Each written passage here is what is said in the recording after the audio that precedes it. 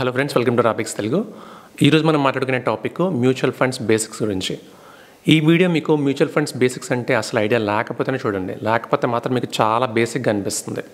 And ఇంకొక disclaimer, mutual funds investment చేస్తే మీకు రిస్క్ ఉంటుంది కాబట్టి ఇన్వెస్ట్ చేసే ముందు మీ ఫైనాన్షియల్ అడ్వైజర్ని కాంటాక్ట్ చేసి ఇన్వెస్ట్ చేయండి. సో టాపిక్లోకి వచ్చేస్తే ఐటీఆర్ ఫైలింగ్ సీజన్కి కొన్ని వీడియోస్ అయిపోయినాయి కాబట్టి నెక్స్ట్ ఇప్పుడు మనం పర్సనల్ ఫైనాన్స్ కేటగిరీలో ఫస్ట్ మ్యూచువల్ ఫండ్స్ కేటగిరీని టార్గెట్ చేసుకుని దాని మీద కాన్సన్ట్రేట్ చేద్దాం. సో మీకు ఛానల్లోని మ్యూచువల్ ఫండ్స్ అనే ప్లేలిస్ట్ కూడా యాడ్ చేసాం. మ్యూచువల్ ఫండ్స్లో మీకు చాలా మంచి వీడియోస్ అప్లోడ్ అవుతాయి. అదే కాకుండా త్వరలోనే personal financial planning related content కూడా మన ఛానల్లో వస్తుంది. సో మీకు పర్సనల్ ఫైనాన్స్ రిలేటెడ్గా కూడా చాలా మంచి వీడియోస్ వస్తాయి. మీకు ఛానల్లో ఉన్న కంటెంట్ నచ్చి మీరు ఛానల్ సపోర్ట్ చేద్దాం అనుకుంటే మీరు డిమాట్ అకౌంట్ ఓపెన్ చేసుకునేటప్పుడు డిస్క్రిప్షన్లో ఉన్న లింక్ ద్వారా జాయిన్ అయ్యి ఛానల్ని సపోర్ట్ చేయండి. అండ్ మీరు ఛానల్ని ఏ రకంగా సపోర్ట్ చేద్దాం అనుకున్నా కానీ దానికి సంబంధించిన లింక్స్ అన్నీ కూడా మీకు డిస్క్రిప్షన్లోను పిన్డ్ కామెంట్లోనూ ఉన్నాయి. సో మెయిన్ టాపిక్లోకి వచ్చేస్తే మ్యూచువల్ ఫండ్స్ అనేది మీరు, నేను, మనలాంటి ఇన్వెస్టర్స్ అందరూ కలిపి కొంత మనీని కంట్రిబ్యూట్ చేసి అలా పూలైన మనీని మ్యూచువల్ ఫండ్ తాలూకా ఇన్వెస్ట్మెంట్ ఆబ్జెక్ట్ ప్రకారం డిఫరెంట్ ఇన్వెస్ట్మెంట్ ఆప్షన్స్లో ఇన్వెస్ట్ చేసి ఆ మనీపై కొంత ఇన్కమ్ని ఎర్న్ చేయడం. అర్థం కాలేదు కదా? ఏం పర్లేదు, ఇప్పుడు ఎగ్జాంపుల్ చూద్దాం, మీకు డెఫినెట్గా అర్థమైపోతుంది. సపోజ్ మీ దగ్గర 10 రూపాయలు ఉంది, నా దగ్గర ఒక 10 రూపాయలు ఉంది, అలానే ఇంకొక 8 మంది మనలానే 10 రూపాయలు ఉన్న వాళ్ళందరూ కలిపి ఒక ఏ అనే మ్యూచువల్ ఫండ్కి ఈ 10 రూపాయలు చొప్పున కంట్రిబ్యూట్ చేశారని అనుకుందాం. మొత్తం ఎంతమంది అయ్యారు? అంతా కలుపుకుంటే 10 మంది కదా. ఈ 10 మంది కలిపి ఎంతెంత కంట్రిబ్యూట్ చేశారు? ఈచ్ 10 రూపీస్ కదా. సో 10 రూపీస్ ఇంటూ 10 మెంబర్స్ ఎంత అయింది? 100 రూపీస్ కదా. ఏ అనే మ్యూచువల్ ఫండ్ దగ్గర ఇప్పుడు 100 రూపీస్ ఉంది. సో ఏ దాని తాలూకా ఇన్వెస్ట్మెంట్ ఆబ్జెక్టివ్ బట్టి ఈ 100 రూపీస్ని డిఫరెంట్ ఇన్వెస్ట్మెంట్ ఆప్షన్స్లో ఇన్వెస్ట్ చేస్తుంది. ఇన్వెస్ట్మెంట్ ఆబ్జెక్టివ్ అంటే ఎలాంటి ఫండ్స్లో ఎటువంటి కేటగిరీస్లో ఇన్వెస్ట్ చేసి ఫండ్ మీద వచ్చే రిటర్న్ని ఎలా పెంచుకోవాలా అని డిసైడ్ చేసుకోవడం. జనరల్గా అన్ని మ్యూచువల్ ఫండ్స్ తాలూకా బేసిక్ ఆబ్జెక్టివ్ అయితే మాత్రం ఫండ్ పూల్ చేసుకొని దాని మీద ఎంత ఎక్కువ రిటర్న్ జనరేట్ చేయగలిగితే అంత రిటర్న్ని జనరేట్ చేసి ఇన్వెస్టర్స్కి ఇవ్వడం.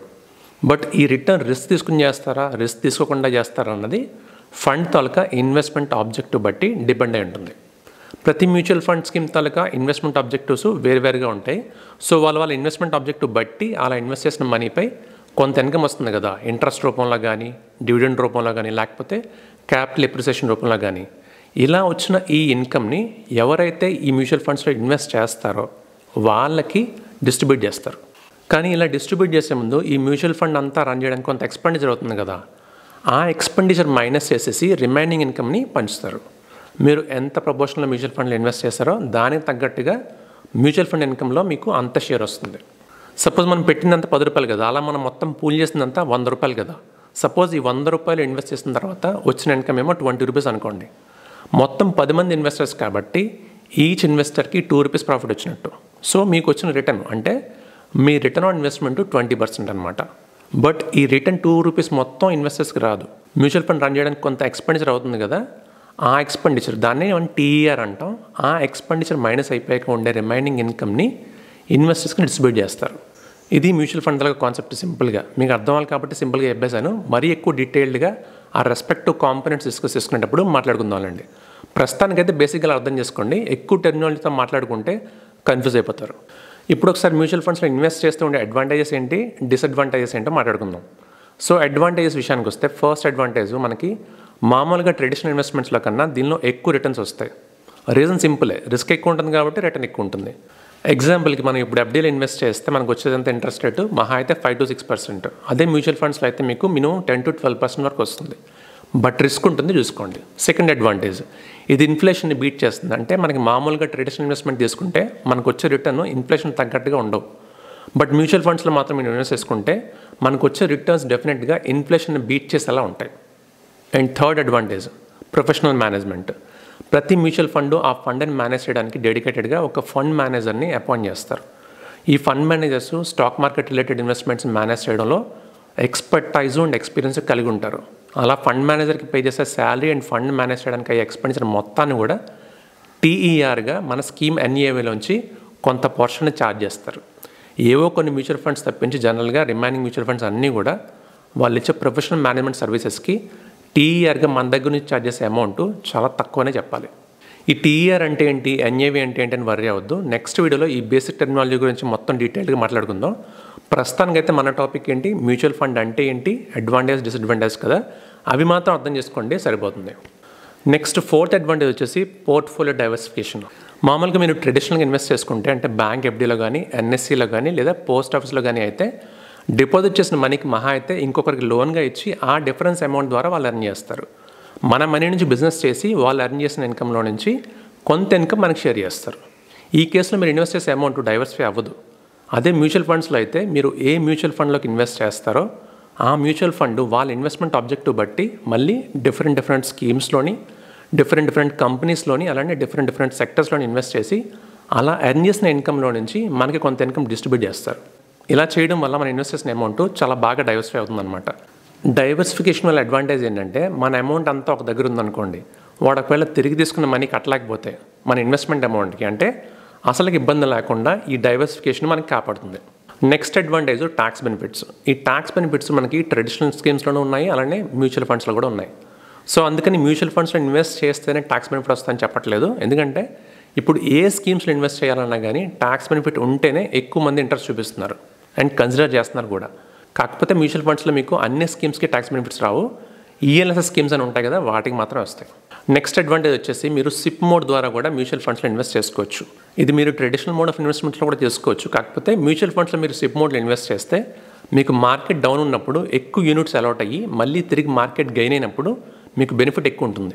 అదే ట్రెడిషనల్ మోడ్లో మీకు ఈ బెనిఫిట్ ఉండదు. అలానే మొత్తం మ్యూచువల్ ఫండ్స్లోనే పెట్టేమని కాదు, ట్రెడిషనల్ మోడ్ ఆఫ్ ఇన్వెస్ట్మెంట్స్ ఉండాలి, అలానే కొంత అమౌంట్ మీకు మ్యూచువల్ ఫండ్స్ ద్వారా కూడా ఇన్వెస్ట్ చేసుకోవాలి. ఎందుకంటే ఎప్పుడైనా కానీ మన పోర్ట్ఫోలియోలో కొన్ని రిస్కీ ఇన్వెస్ట్మెంట్స్ ఉండాలి, అలానే కొన్ని సేఫ్ ఇన్వెస్ట్మెంట్స్ కూడా ఉండాలి. మీ ఏజ్ అండ్ మీరు రిస్క్ తీసుకునే నేచర్ బట్టి ఎంత రిస్క్ ఇన్వెస్ట్మెంట్స్లో పెడతారు అండ్ ఎంత సేఫ్ ఇన్వెస్ట్మెంట్స్లో ఉంచుకోవాలనేది మీరే డిసైడ్ చేసుకోవాలి. ఇంతవరకు అడ్వాంటేజ్ గురించి మాట్లాడుకున్నాం కాబట్టి ఇప్పుడు డిసడ్వాంటేజ్ గురించి కూడా ఒకసారి మాట్లాడుకుందాం. కొంచెం ఇంట్రెస్టింగ్గా ఉంటాయి, వినండి. అందులో ఫస్ట్ డిసడ్వాంటేజ్ వచ్చేసి లిక్విడిటీ. అంటే మీకు ఎప్పుడు డబ్బులు కావాలంటే అప్పుడు తీసుకునేలాగా ఉండదు. ట్రెడిషనల్ మోడ్ ఆఫ్ ఇన్వెస్ట్మెంట్స్లో అయితే అంటే ఎఫ్డీలో కానీ ఆర్డీలో కానీ లేకపోతే పోస్ట్ ఆఫీస్లో ఉండే కొన్ని డిపాజిట్స్లో అయితే మీరు డబ్బులు ఎప్పుడు కావాలంటే అప్పుడు తీసుకునేలా ఉంటాయి కొన్ని స్కీమ్స్లో. అదే మ్యూచువల్ ఫండ్స్లో అయితే మీరు ట్రాన్సాక్షన్ చేసిన దగ్గర నుంచి అంటే ఈరోజు మీరు విత్డ్రా రిక్వెస్ట్ ప్లేస్ చేశారనుకోండి, ఎక్కడి నుంచి 3 days లోపు మీ అకౌంట్లోకి డబ్బులు వచ్చి పడతాయి. సో లిక్విడిటీ మరీ అంత ఫాస్ట్గా ఉండదు. సో మీకు ఇమీడియట్గా రిక్వైర్మెంట్ ఉంటే కొంచెం ఇబ్బంది, కానీ లేకపోతే మాత్రం 2 to 3 daysలో డబ్బులు వచ్చేస్తాయంటే లిక్విడిటీ గురించి మరీ పెద్దగా వర్రీ అవ్వాల్సిన పని లేదు. Next disadvantage choice. ఎందుకంటే మీకు మ్యూచువల్ ఫండ్స్లో చూసుకుంటే చాలా రకాల స్కీమ్స్, చాలా రకాల ఆప్షన్స్ ఉంటాయి. డెట్ ఫండ్స్ ఉంటాయి, హైబ్రిడ్ ఫండ్స్ ఉంటాయి, ఈక్విటీ ఫండ్స్ అని ఉంటాయి. దానిలో కూడా మళ్ళీ మీకు ఓపెన్ ఎండెడ్ స్కీమ్స్ అంటారు, క్లోజ్ ఎండెడ్ స్కీమ్స్ అంటారు. ఇలా మీకు చూసుకుంటే కన్ఫ్యూజ్ చేయడానికి చాలా రకాల ఆప్షన్స్ ఉంటాయి.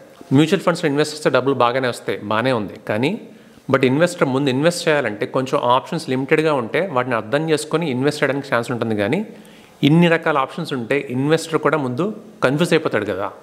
ఆ రకంగా ఇన్ని రకాల ఆప్షన్స్ ఉండడం కూడా one of the disadvantages mutual fund స్కీమ్స్కి.